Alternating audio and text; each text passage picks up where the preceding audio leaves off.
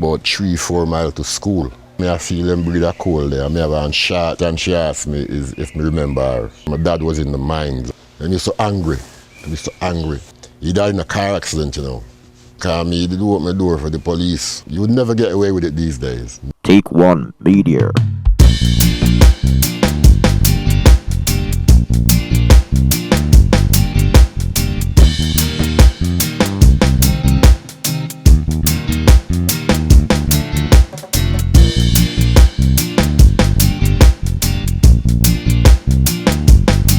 Where did it all start? Where were you born? Well, it all started in 1956 in Clarendon, Jamaica. Here right now, one little place them called Shop Hill and Frankfield. I was here in 1956. Alright. You was mom and dad was around? Yeah, man, yeah, mom and dad was around. Basically, them was part of the drive from England to get people to come over this country to work. So they came to England in the late 50s. Just after I was born, I was probably about 2 when I leave Jamaica and come to England. Basically, I said it was a drive from the Labour government at that time. So they was part of that. And obviously they left me behind because a lot of people in my generation was looked after by the granny. So my gran was looking after me until I was ready to come to England. So my granny looked after me for about 7 years. Before that now, your mother and father, as far as they're concerned or whatever, what you know about it, did someone invite them over? Or was they invited over, or did they say, I want to come to England? Well, you see the way the things used to work in the grapevine in those days, probably Mr. Brown, who lived in the same parish, would kind of get a little information about what was going on. Yeah. So, so he was, I think they were told about it by people that was already in England. And they obviously they kind of jumped on it, you know. So basically, you grew up with your dad? Yep, grandparent. Okay. Yeah, man, Miss Reenie. She died now, she died in 1972. Okay. Yeah, man, so. You and Miss Reenie, remember Miss Reenie now? How was she? You know, them old disciplinarian old people, she was one of those. That anything you do, you used to get beaten. You know, like, I remember one day, for instance, me cut my hair, which you're not supposed to do, you know, and me take back the hair and put it back at the patch. Yeah.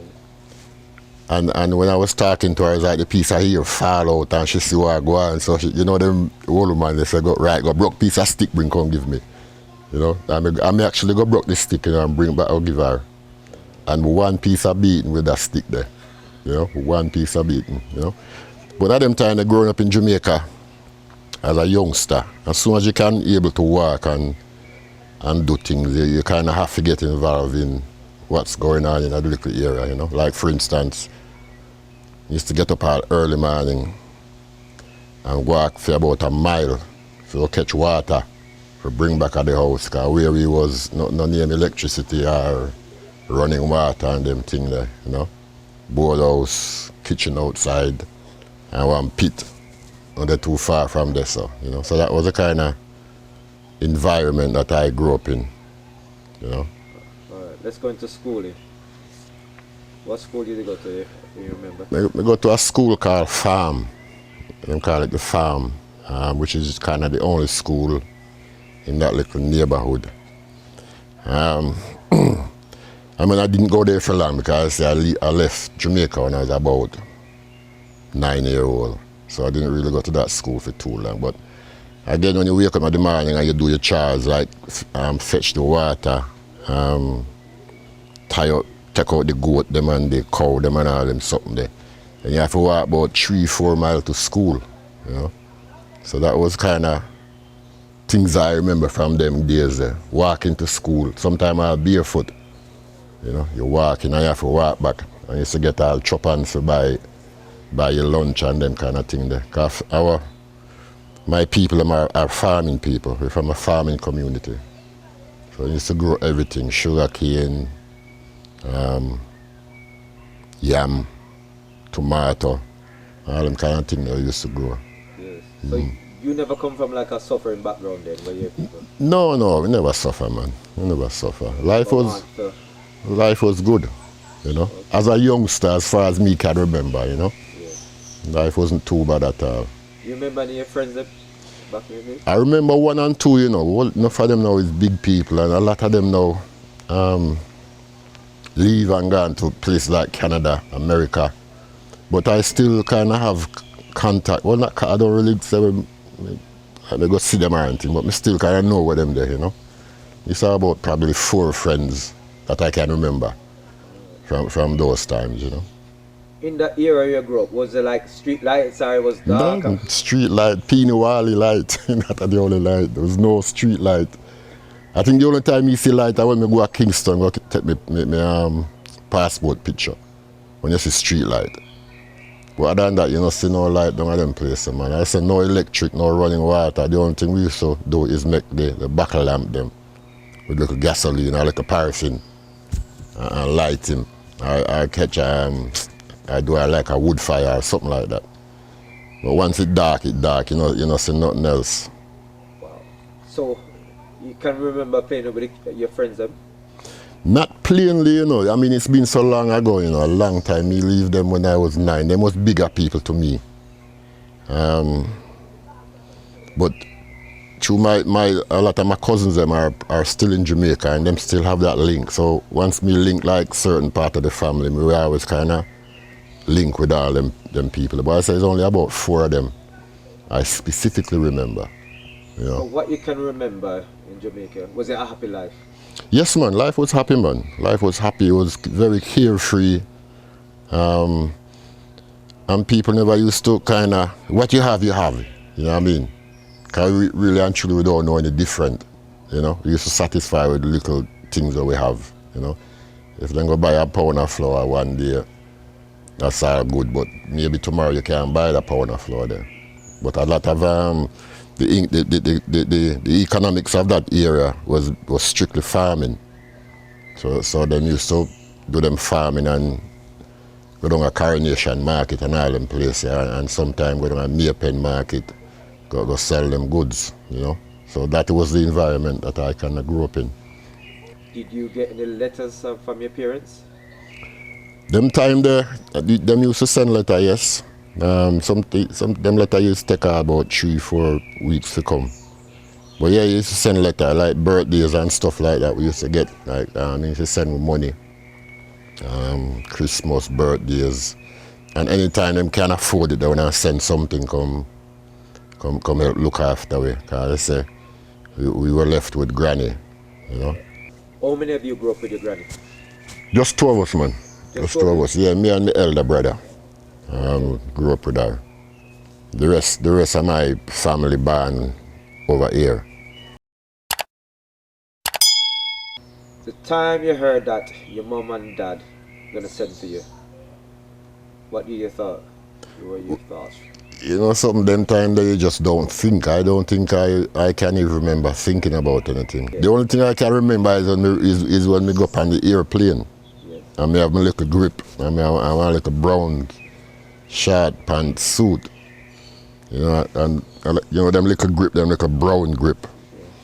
Coming well, right now them something they're antique. And that's the only thing I remember when I was going to the airport. And I get on a plane. And at them time, you know, your heart start beat because them something that is foreign to you, you understand? You're just about, you know, the community over there, you're just about hear a radio or thing like that, you understand?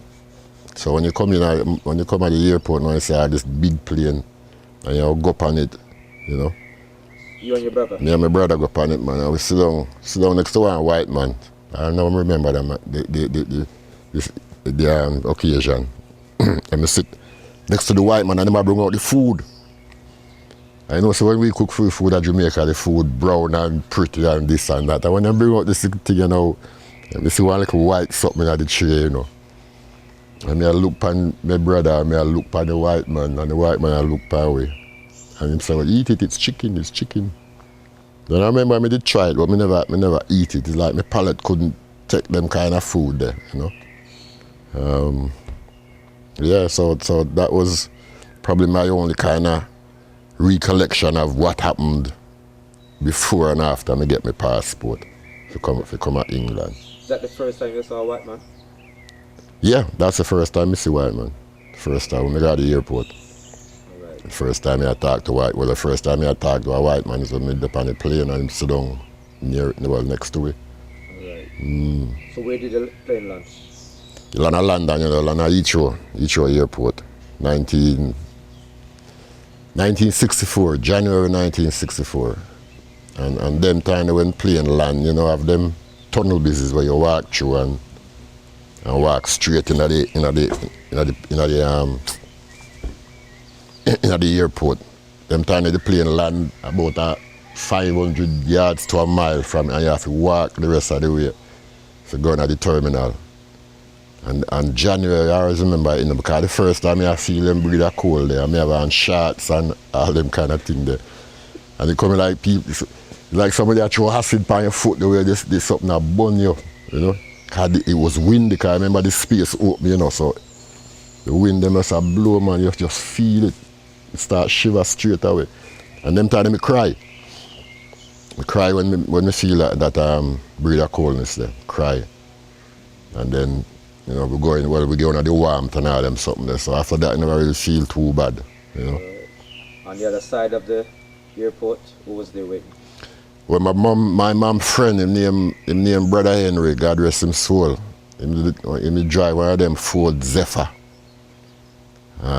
Big car, with some big engine.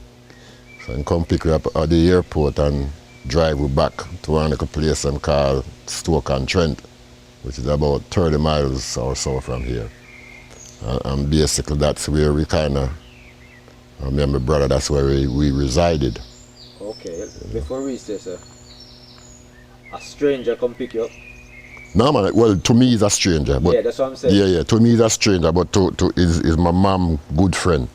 And again, when I said before about people from the community contacting other people, they say, well, come to England, everything will go all right. He's one of them people. You never know where you was going to when you come out the airport? No. Me a 9-year-old man, me don't have a clue, man. Me don't know where me I go. So your brother was a bit older? Yeah, he was only 2 years older than me. So the two are wearing green, you know what I'm saying? We don't know what go on. Everything is new to us. Every face that we see is new face to it, you know. Every situation is a new situation to us. We never know what was going on. You understand? Basically, this guy come and say, I'm picking up. Oh, my mother was there with him, man. Okay, that's Yeah. My mother there with him, man. Yeah. Me wouldn't. They wouldn't know me otherwise. You understand? Yeah. They wouldn't know if they were come pick up two little Jamaican youth from the airport. My mother there with him, man. You know. All right. And one of the first questions she asked me is if me remember her. And I said, yes, man, remember you, because she'd have a nickname, and when we call her nickname, she just smile, you know. Because I used to call her Punce. You know, so they used to call her up a country there, Punce. So when you said that now, she was happy, you know, because even though she wasn't with us, you know, my grandmother used to kind of make sure so we kind of know who's who and what is what, you understand? So. Did you feel any connection to your mom, if you can remember? You know something, it's. No, you're 7 years missing, so it will take time to kind of reconnect, you know. But as I say, at them time, I understand the thing about mother and father and them thing. I understand all them something. But I know say as a youngster, you go jump up in her hand because I don't see her for 7 years, you know. 7 years is a big gap in anybody's life, you know. And as I said, when my dad Jamaica, my granny me a hug. You understand? She me a hug. So mom's been out of the picture for 7 years. And I hope I growing up going between the ages of 2 and 9 or whatever, you understand? Right. So yeah, it wasn't jump and hug up and all them something. But obviously remember she hugged me and kissed me and this and that, but you kind of feel nice still, you know, if you kind of feel say, well, yes, you know, it's a new chapter in your life. But as I said, 9-year-old, you know, really, you know, you not really think on them level there still, you know. So what your thoughts was, say driving over from London to Stoke-on-Trent? looking around in the car, if you can remember? I remember, so the place was flat, you know, and the place was white. 'Cause it was snowing. Snow did fall and the place was white, you know. And I just like remember we driving for a long time, until we finally reach. Stoke-on-Trent. You was living there? Yeah, man, yeah, that's where we resided for the first, well, when we come from Jamaica, that's where we went to. And there we went to school. I went to primary, well, middle school and then secondary school. But as I said, I mean, my parents, they came over here. One of the main things that they wanted to do, as far as I know, was they wanted to buy a house. So it's like they couldn't send for me until they buy a house or find somewhere to live. You understand? And then obviously after that, them sent for me. But yeah, so it's Stoke-on-Trent I went to and did my schooling there. Yeah, schooling in Stoke-on-Trent. What was it like, the first? The first day I go to school, me fight. First day. And again, it was against white boy. Cause they want to come touch up your hair and feel your skin and all them kind of something there. So every day there was like a different situation where you could have fight. And obviously when you used to fight back in them days, I know the white boy where I get the problem, you know, we. You know what I mean? We are the youth and I get the problem. From the young school we are fight. So it was a regular thing, because they used to take they used to call you all kind of something, man.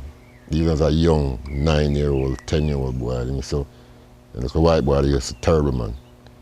And them time they too, every week, you should get different youth that come from Jamaica. Different youth. Sometimes 2, 3 a week, they used to come in. Coming to Stoke-on-Trent? Come into the school. And to Stoke-on-Trent, yeah. Come into Stoke-on-Trent and then used to come into the school also. So then we used to start farm a little gang and start walking at 2s and 3s and 4s and stuff like that. And that's how he was able to defend himself against the kind of nastiness what the little white boy them used to go on with. You know, farm a little posse away. But so, secondary school, Stoke-on-Trent as well? Stoke-on-Trent secondary school, yeah, man. And again, the same thing used to go on up there too. Same thing used to go on. Them try to bully we, try to intimidate we, call we all kind of name, all kind of this. Schooling wasn't really nice. And I mean, the teacher them never even like you either. I remember one time, you know, me swim. I was swimming. And you used to have this teacher, then called Mr. Taylor. And then he used to walk beside this something with one long stick. And if you're in trouble, then push the stick in the water until if you grab it. I'm in trouble, you know, and the man wouldn't give me the stick to hold on to, you know. In trouble, Mr. Taylor. So the teacher them used to kind of treat me away. Not too different from how the boy them used to want to treat you, you know. But as I said, eventually we start defending ourselves in the school, man. Because so we have a little passes here and there, you know. Let's go back to yours, Daddy. How was he and Daddy? How was me and Daddy? Yeah. We was all right, you know. We were cool, man. My daddy was a quiet man, you know. Quiet, I didn't work hard. You know, he used to work in the mines. So at the time, I had 2 miles down in the earth, him gone go dig coal and all something there. Where was this? This is not Stoke-on-Trent, man. Kind of Stoke-on-Trent, you have 2 kind of industry up there. You have the mining in this industry, and you have the potteries, which we call it cups and sauce and plate and all them something there. So my dad was in the mines that when they used to fish out a whole heap of coal out of the ground. And the man they used to, at early morning, they used to go work, you know. So it's like him spend most of his time working, because I have to support with, because enough of them time they still, you know. So he spend a lot of him time working. And when he come home, the only time he used to go out, maybe he spend a Saturday night. We have a drink with him and him boys them and, you know, and then Monday back to work, you know. When you came over, you and your brother, did you come and see other siblings? Yes, I come back, come see 3. 3 siblings, yeah, man. 2 brother, girl. Yeah, so it was nice. Again, that was good, you know. That was good. And the fact that they buy them time and they buy them own house, you know, and the whole of it could have fit in. You know what I'm saying? Did you feel a connection with them? With the brother, it took a while.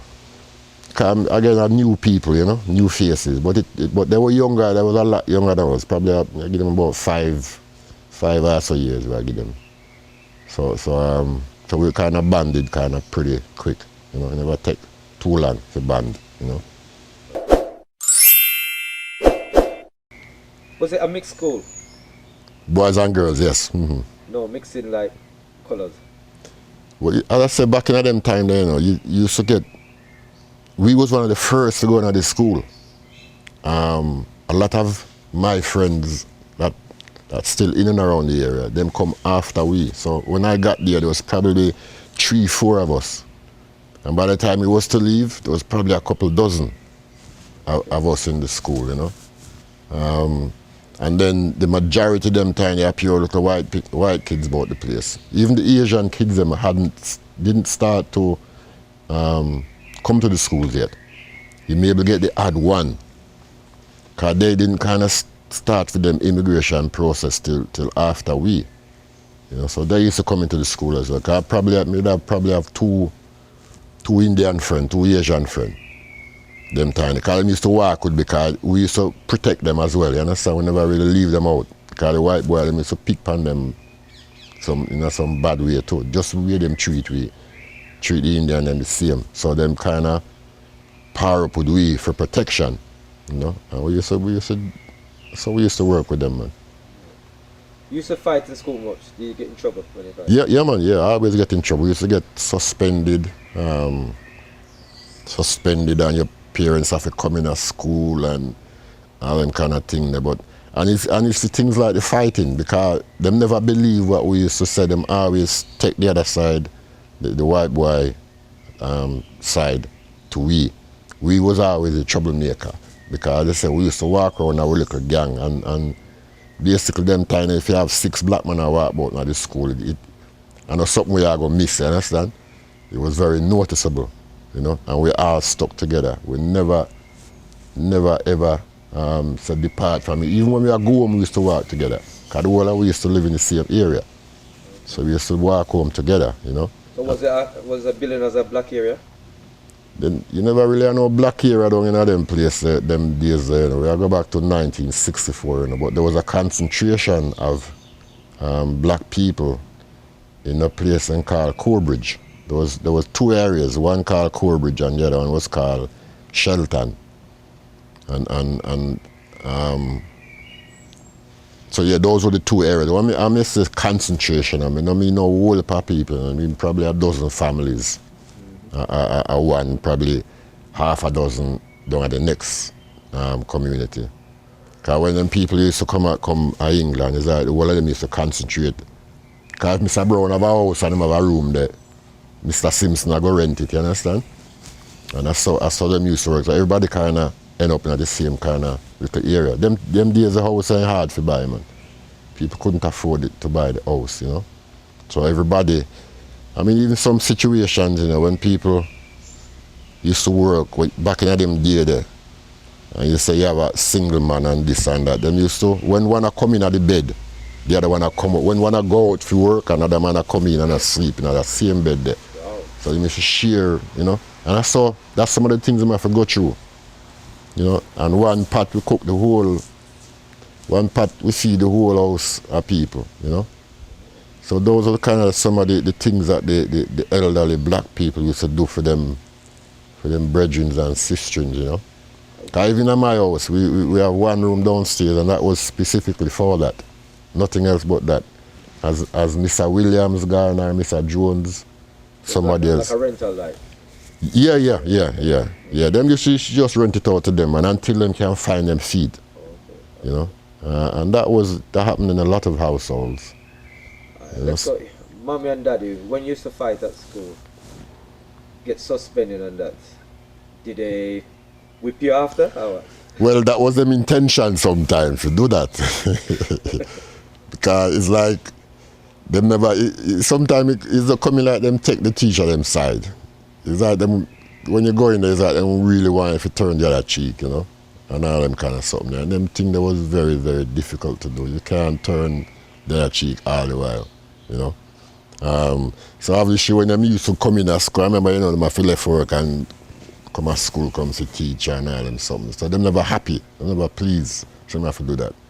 As far as them concerned, we're supposed to go to school and behave ourselves. But you see, them cannot understand what we have to go through, what we went through them time there. They would have to be in the situation. Even though the same situation might be in them workplace. Because some of them people, my dad used to fight in the mines, you understand? He used to fight some of them white men in the mines when them cheeky. So at the same situation at the school, you have to fight them, you have to stand up, man. You can't make them walk over you. So yeah, so when we used to get home, or they used to come at the school, man, they used to angry. They used to angry. So, you know, but that's all, it was part of life, What intention or what plan your mom and dad had for you to be like, you know, when you leave school? When we leave school, I think them used to talk about things like doctor and all them things there, you know, but you see, I suppose again, all the parents them is that them want something like that for them kids. But again, them probably don't even understand how difficult it was to kind of get to that level, you know. Because when you're at school, you don't get no encouragement to do nothing but little labor job them, you know what I mean? You don't have no kind of inspiration from school. But they wanted the best for us. They wanted us to have good careers, you know. And it's probably only later on in life you kind of realize what them was saying from them time there, you know. You kind of realize. I mean, you say the same thing to your kids these days, you know. You want them to achieve, you know, and then you want the same for you back in them day. And we are go back for 1960s, you know, late 60s, mid 60s to late 60s. Them time there, you know. Left school in 1972, I believe. You know. College? Yeah, man, we go do a little college, go do some like some basic some basic training in electrician work and woodwork and metal work and them thing there, you know. Just the very basics. And that only lasted for a year. A lot of back in them time, there a lot of it was kind of a requirement to go do something like that. You used to get a little change still, you know, to go learn them little trade there. Yeah. And did you like it? It was useful. Because even though some of them skills when I learn, me still, you know, it's still up here, you understand?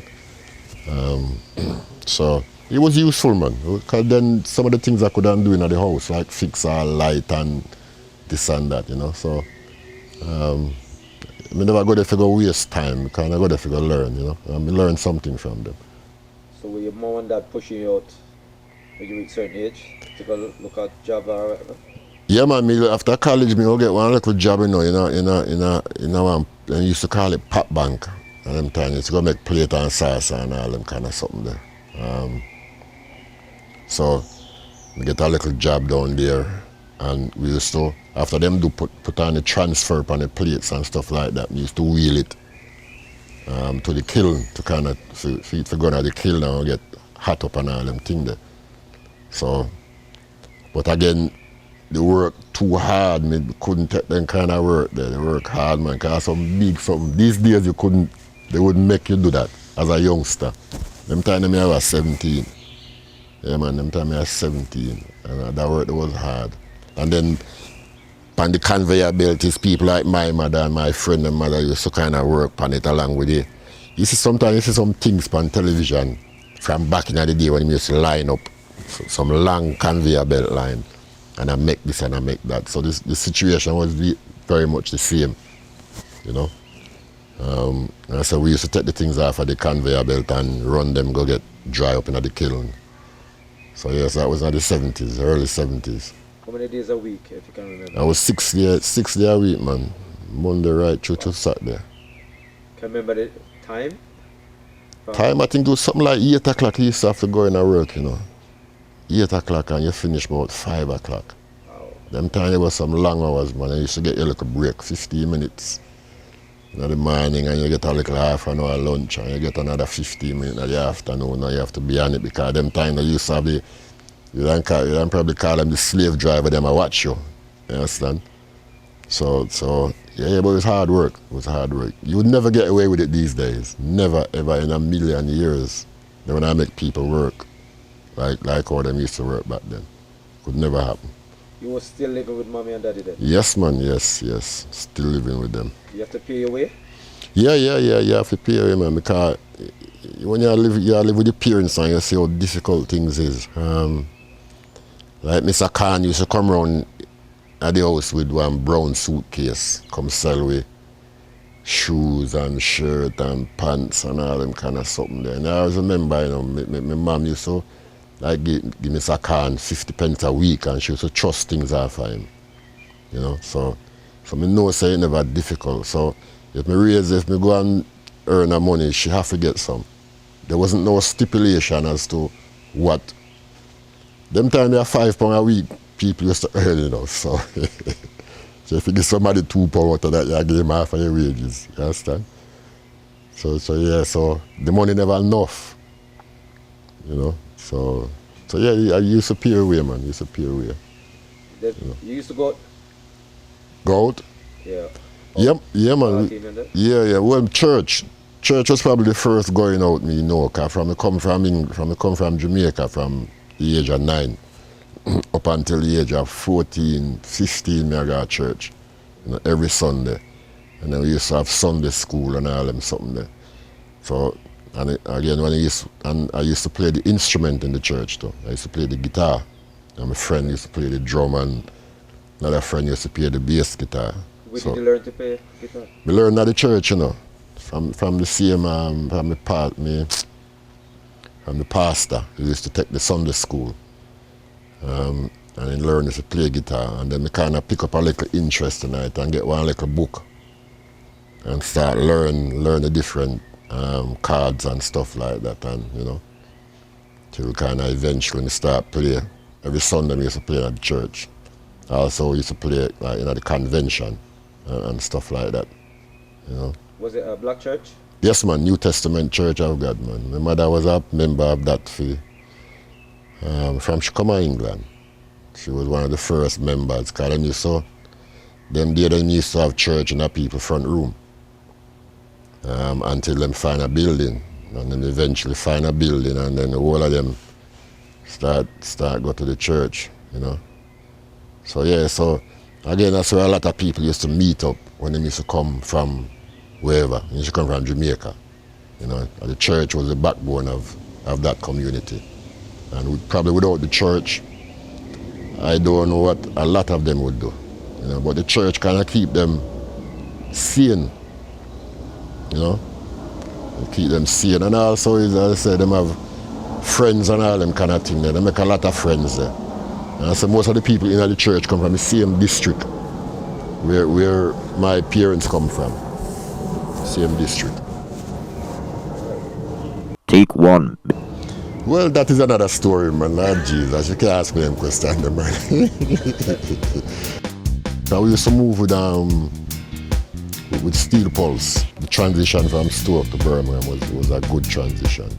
You know, kind of opened my eyes and it kind of, it's like your wings spread out, you know, because them time I'm there by myself then, you understand? I've never ever had the urge to go back to Stoke and Trent. So again, that was a very kind of traumatic time for the family, you know.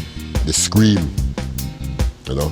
When police come at your house, at them time, you know there's something alright. They don't really come at your house. Police don't come at your house or nothing.